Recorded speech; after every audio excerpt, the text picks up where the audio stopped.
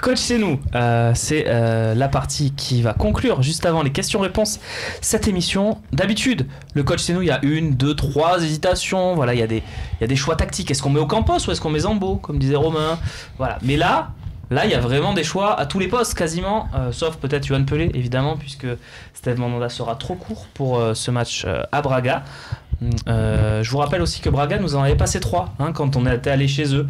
Donc c'est pas impossible de voir les Portugais nous poser des problèmes. On leur avait quand même donné sur ces 3 buts, on leur avait donné 2 bien sûr. par Stéphane Sparagna qu'on salue, mais qui maintenant n'est plus dans l'effectif. Oui, et la compo était un peu hybride aussi ce jour-là. Enfin, c'était une année hybride. De toute façon. On n'avait pas de compo en fait. C'était un très beau stade d'ailleurs. Si vous avez l'occasion de faire ce déplacement, voilà.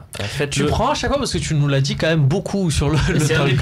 C'est un stade vraiment atypique. Tu as rencontré des gens là-bas, des Portugais. Oui, j'ai rencontré les Portugais. Oui. Des Bragançons. Des bras cassés. On n'a toujours pas la réponse. Voilà. Pelé donc dans les cages. Allez, revenons un peu sérieux. Bounassar est de retour dans le groupe pour ce match. Donc Sarr ou Sakai. Najet Rami. Sarr. Romain. Sarr. Kevin. Pareil. Max. On rappelle que Paris c'est 3 jours plus tard, donc pensez aussi à la compo de Paris. Qu'est-ce que vous... Alors moi je vais te dire.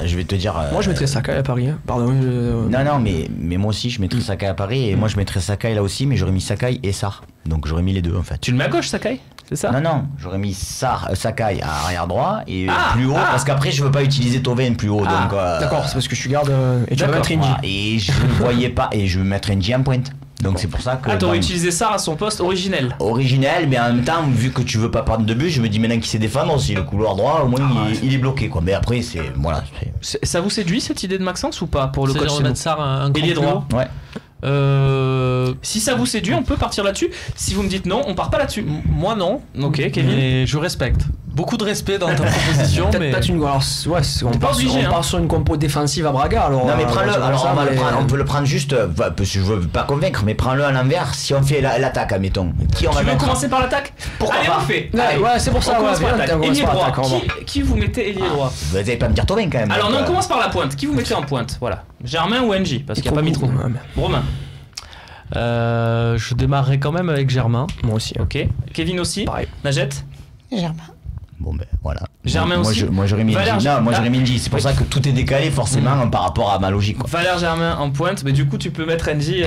Du coup ça change tout. Alors si tu mets Indy à droite. Non mais reste sur ce que tu aurais fait quand même, Max. Ah ben non, moi j'aurais mis Sarr à droite. Ouais. D'accord. Najet, ton trio derrière Germain. Non, vous voulez qu'on va repartir sur la défense du coup? C'est incompréhensible. Maxence a oublié. On se régale.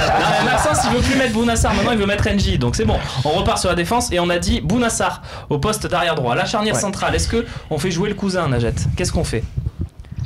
Parce que il y a le match de Paris derrière, mais c'est quand même une base, Adil Rami, cette saison. Qu'est-ce qu'on fait? Moi je mettrais quand même Rami Rolando. Max? Rolando Abdenour. Romain? Rami Abdenour. Pareil. Rami Abdenour. Ouais. Eh bien ça fait 3 Rami, 3 Abdenour et 2 Rolando. Donc ça sera Rami Abdenour, messieurs dames. Alors juste pour explication, je pense que je mets quand même Rami sur ce match-là parce que c'est important, Najet disait tout à l'heure, d'avoir un cadre, d'avoir un joueur comme ça qui donne un tempo.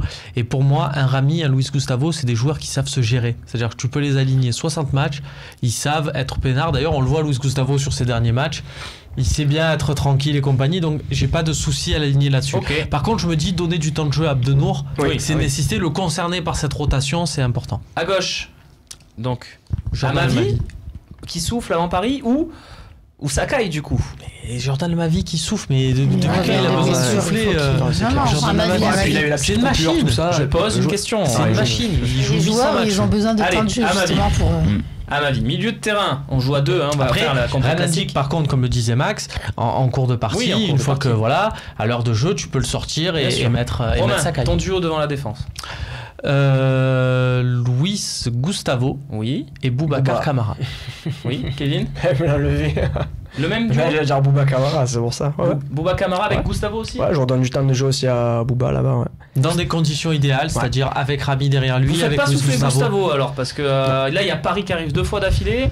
Moi je l'ai trouvé petit peu moins Après, à l'aise, rien n'interdit de le sortir à la mi-temps et de faire rentrer Zambo selon l'évolution du score. Mais le problème, c'est que si tu démarres avec Zambo, Camara et que tu prends un but d'entrée de jeu, tu vas faire quoi? Tu vas faire rentrer Luis Gustavo en catastrophe, ça va au final plus le fatiguer qu'autre chose. Najat, ton duo? Moi, je mets Gustavo Zambo. Ouais. Parce que je pense que voilà, il faut vraiment gérer le match. Si tu prends pas de but, on va dire, en première mi-temps, après, tu as tout le loisir de faire tourner. Et je pense que c'est au milieu, c'est bien. Moi, Maxence? Gustavo, je veux pas m'en passer, en fait.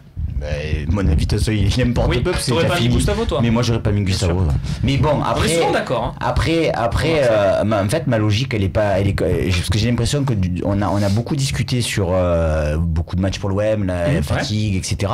Moi, à la limite, je mets vraiment. Aujourd'hui, dans ma logique, c'était je mets une équipe bis. Si je perds 4-0, je perds 4-0. Voilà, je suis éliminé. Voilà.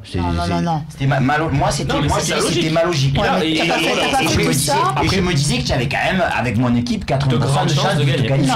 Mais voilà, après. Quel aurait été ton duo, du coup, devant la défense? Je te dis Zambo et Boubacar Kamara. D'accord. Donc ça sera Camara, Gustavo.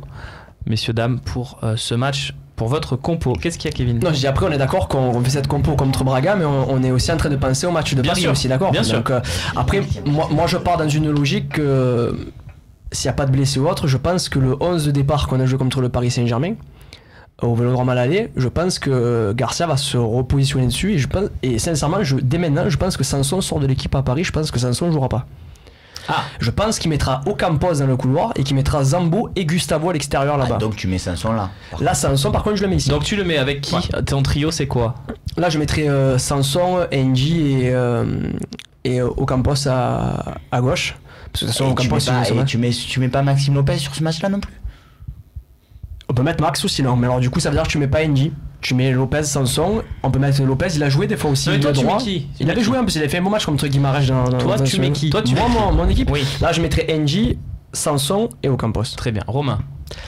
N'Ji, Maxime Lopez et Ocampos. Max? Pareil que Romain. N'Ji, Lopez, Ocampos et Najat? Pareil. Bon, N'Ji, Lopez, Ocampos, donc du coup, vous ne croyez pas forcément à la théorie du Sanson remplaçant à Paris de Kevin, c'est ça, Najat? Ah si? Ah si? Ah mais tu mets quand même pas Sanson? Non. Du coup. Mais il faut un peu faire jouer Lopez, non? Oui. C'est-à-dire que Sanson, presque, tu peux le mettre aussi, pour moi, à la place de Gustavo, du coup. Mais à ce moment-là, faire un Zambo Gustavo.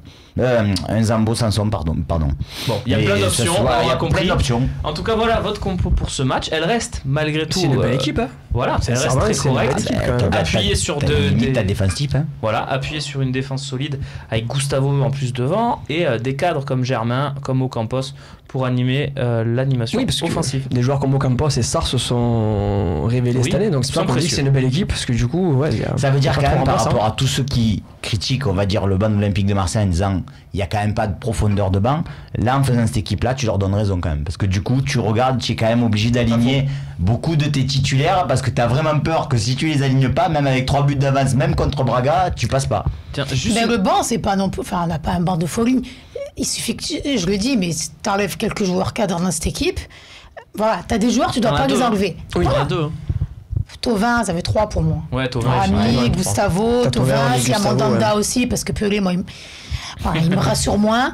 Mais voilà, après, là, c'est vrai qu'on peut se permettre de faire tourner, mais c'est vrai qu'on est quand même dans la crainte de se dire que si on fait trop tourner, eh bien, 3-0, finalement, c'est plus trop matin. C'est toutes les équipes du monde. Hein. Mais bien sûr. Ça, c'est toutes les équipes du monde. Regardez la gestion de Zidane l'an dernier au Real.